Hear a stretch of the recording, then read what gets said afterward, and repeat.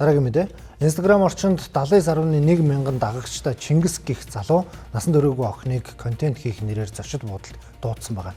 Улмаар биеийн эмзэг хэсэгт нь хүрч байгаа бичлэг болон хохирогч охиныг зөв бусаар доромжилж байгаа чат өнгөрсөн амралтын өдрүүдэд олон нийтэд ил болсон юм.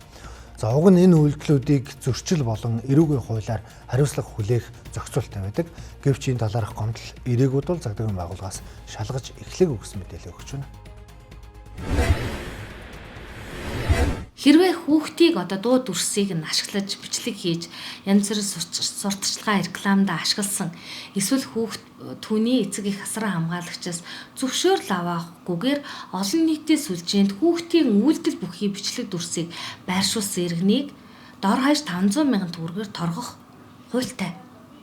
За хуулийн этгээдийг 50000 нэгжтэй тэнцэх төгрөгөөр буюу 5 сая төгрөгөөр торгох хуультай байгаа. Хохирогчийг хүсээгүй байхад бие хамгаалж чадахгүй байдлыг нь далимдуулж бэлгийн дур хүслээ хангаж байгаа ёс бус үйлдэлийг өнөөдөр хүчинт гэмт хэргийн шинжгүй байсан ч гэсэн 6 сараас 3 жилийн хугацаатаагаар 20 хял шийтгэхээр эрүүгийн хуулинд журамлал зохицуулсан байдаг. Олон улсад олонний танил хүмүүс хүчирхийлүүлсэн зөв бос үйлдэл гаргасан бол үүнийхээ төлөө хариуцлага хүлээхийг олон нийт шаардаж цаашлаад уран бүтээлийг нь үзэхгүй байх гэх мэтээр хориг тавьдаг.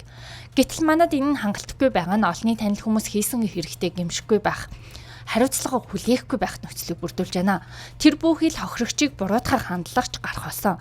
Энэ нэргээд хохирогчийг давхар сэтгэл санаагаар хүчирхийлж буй үйлдэл гэдгийг сэтгэл зүйч ярьлаа. Тухайн хүүхэд рүү тэр чигээрээ дайрч давшлаад хахаар үнэхээр өөрийнх нь зөв байсан ч гэсэндээ буруутай мэдрэмжийг авчдаг. Өөр ирэхгүй буруугаа хүлээн зөвшөөрдөг гэсэн үг. Ингээд буруугаа хүлээн зөвшөөрсөн байгаа хүүхэд маань эргээд танд итгэхээ болчихно. Надад итгэхээ болчихно тийм ээ. Хэдээ сайн сэтгэл зүйч байгаа тухайн хүүхэдтэй ингээд уулзаад ярилцах гэхээр хүмүүс угаасаа л юм гэдэг. Би ярихгүй гэдэг ч юм уу тийм. Иймэрхүү байдлаар энэ хүүхэдтэй ажиллагаа цаг хугацаа маш их ордог, маш их дэмжлэгүүд ордог, хүрээллийн дэмжлэгүүд орж ирдэг гэсэн. Тухайлбал олон нийт охиныг буруутгаж залууг зөвтгөн эр хүнийг алдаа биз дахин алдахгүй байх хэрэгтэй гэх сэтгэлдлүүдийг бичиж байгаа юм. Хэрвээ хохирогчийг олон нийт буруутгавал бусдад итгэх итгэлээ алдаж цаашлаад бусдтай харилцах харилцаанд ч нөлөөлдөг байна. Тэгвэл дээрх үйл явдалтай холбоотойгоор иргэд дараах байр суурийг илэрхийлж байна. Насан туршаагүй хүүхдэд хэрвээ ойрт хүрх юм бол ерөөсөө хуулийн хариуцлага хүлээгээ шоронд явах хэрэгтэй байлаа шүү дээ. Тэрийг сайн танилцуулж өгөх хэрэгтэй. Бинтний хүрнэ гэдэг бол угаасаа байж болохгүй зүйл бодож байгаа. Тэр бол нэг эртэг өмөрөдөх юм бол нэг байх бол. Тэрэнд бол ерөөсөө тэр охин хүүхдийг тэгж наашин цаашин дууддаг үе хандаг яадаг чинь буруу шүү дээ. Гэхдээ бас тэр залуугийн л ер нь буруу шүү дээ. Дуудаж авчираа тэгээд бидэн хүрнэ гэдэг бас болохгүй явдал.